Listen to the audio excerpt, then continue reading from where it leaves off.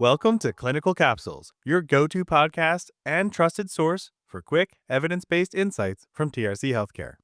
For 4 decades, we've been keeping healthcare professionals at the forefront of drug information and medical knowledge. And now we're bringing these vital clinical updates right to your ears, with new episodes every second and fourth Tuesday, delivering practical, actionable takeaways in bite-sized episodes.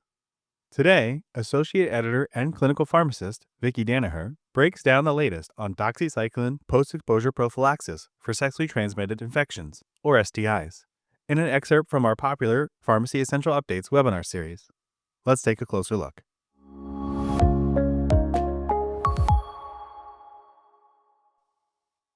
Let's talk about Doxycycline Post-Exposure Prophylaxis, or Doxy PEP, for preventing STIs.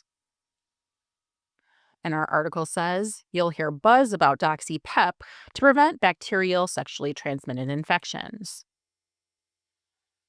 And we're discussing this today because CDC now recommends that certain high-risk patients take doxycycline as soon as possible after sex to reduce their risk of developing an STI, such as chlamydia, syphilis, or gonorrhea after an exposure. And one way that some people are thinking about Doxy PEP is that it's kind of like a morning after pill for sexually transmitted infections.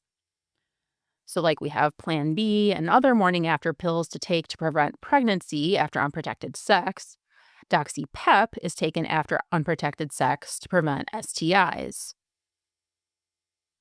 Evidence suggests that Doxy PEP prevents a new bacterial STI in about 1 in 3 patients per year.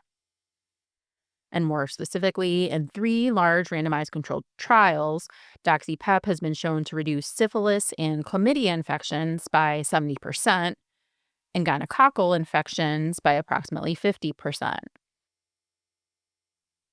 Be aware these data are in men who have sex with men or transgender women who have had a bacterial STI in the past year. But there's still a lot that experts are learning about Doxy PEP. For example, it's too soon to say if Doxy PEP is effective for other patients. There's no current evidence to support its use in cisgender women and heterosexual men, but some of these studies are ongoing. It's also too soon to say if other antibiotics work as post-exposure prophylaxis for STIs. And the jury's still out over whether Doxy PEP will increase antimicrobial or antibiotic resistance. But Doxy PEP should reduce overall antibiotic prescribing for STI treatment. So these are things that will continue to be studied and monitored as guidelines for Doxy PEP are implemented. So now let's take a closer look at who's eligible for Doxy PEP and how we can help identify potential candidates. And really, we should keep Doxy PEP in mind in our discussions with all sexually active patients, similar to discussions about HIV pre-exposure prophylaxis or post-exposure prophylaxis. And this will help to raise awareness and reduce stigma about these regimens.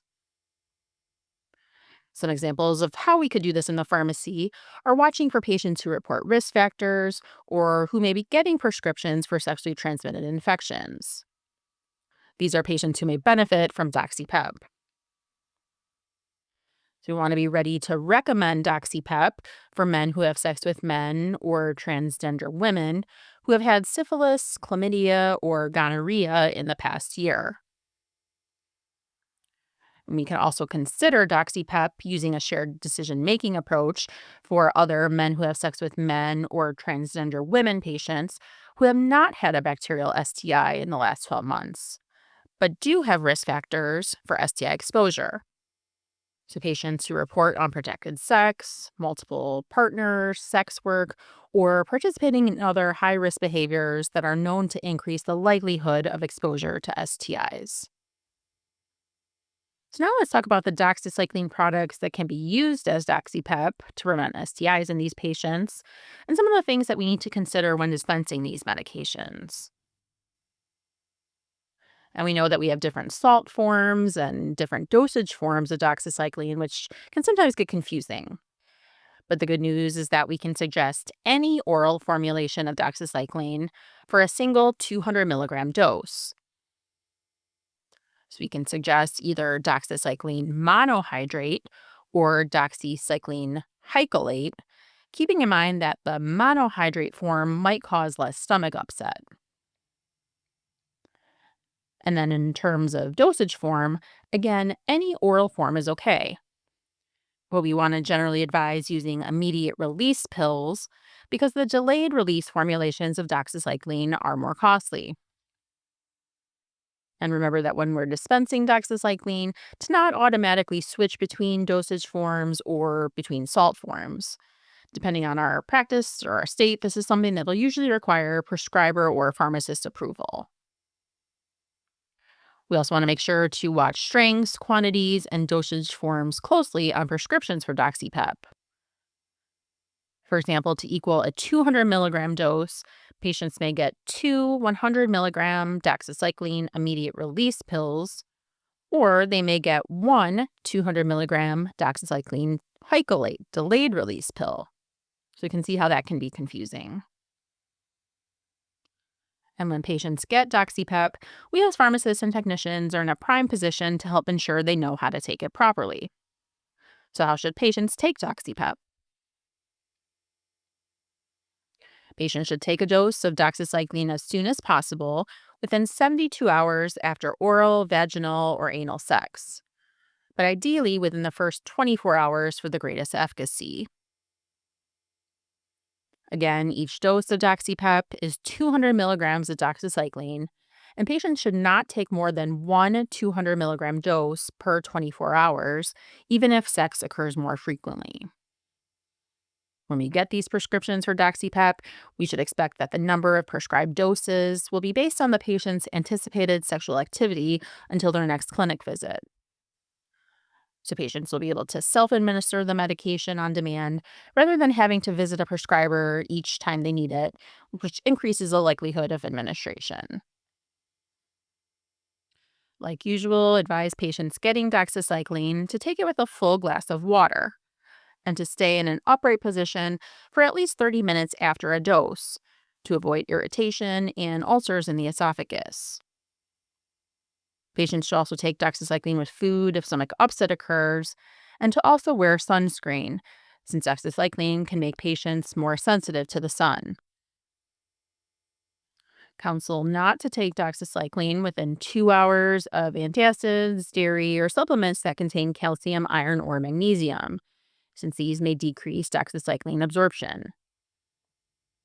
On the other hand, in terms of interactions, be aware that it is okay for patients to take Doxy PEP and meds for HIV pre-exposure prophylaxis, or HIV PrEP.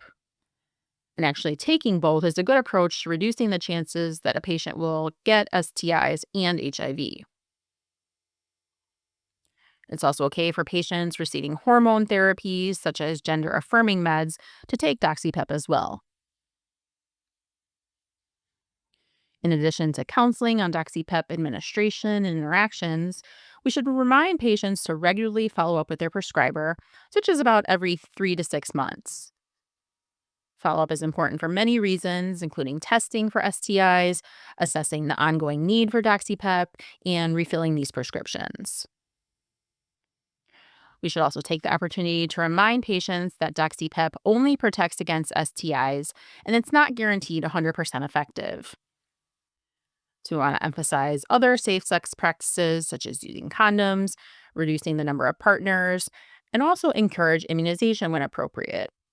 Since Doxy PEP does not protect against human papillomavirus or HPV, monkeypox, or other infections. So for more help with ensuring patients get the right doxycycline product, you can see our resource, Drugs with Different Salt Forms. And then we have some resources related to sexual health on our website that you can use in our practice, such as our HIV PrEP checklist or our HIV PEP checklist. And these can help you identify high-risk patients and be familiar with possible regimens. We hope you enjoyed and gained practical insights from listening to this presentation. Be sure to follow or subscribe, rate, and review this show on your favorite podcast app, or find the show on YouTube by searching for TRC Healthcare or clicking the link in the show notes. While you're there, check out our other TRC podcasts like Medication Talk and Rumor vs. Truth. Also in the show notes, we've linked directly to a few of the excellent resources mentioned today, available to subscribers of Pharmacist Letter, Pharmacy Technician's Letter, or Prescriber Insights. On those websites, you'll also find a lot more evidence-based, concise, yet comprehensive resources on this and other medication therapy topics. And don't forget to check out our full Pharmacy Essential Updates webinar series for deeper dives into topics that matter to your practice.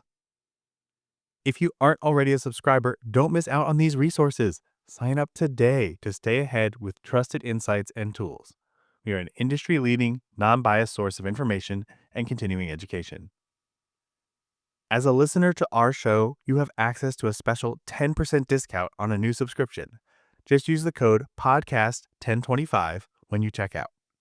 And if you're a student, even better, students can access a free version of Pharmacist Letter. We've got links in the show notes that take you directly to the right places to take advantage of these awesome deals. Go check them out. You can find out more about all of our product offerings at trchealthcare.com. You can also reach out to provide feedback or make suggestions by emailing us at contactus@trchealthcare.com. Thanks for listening. Stay sharp, stay current, and we'll catch you next time on Clinical Capsules.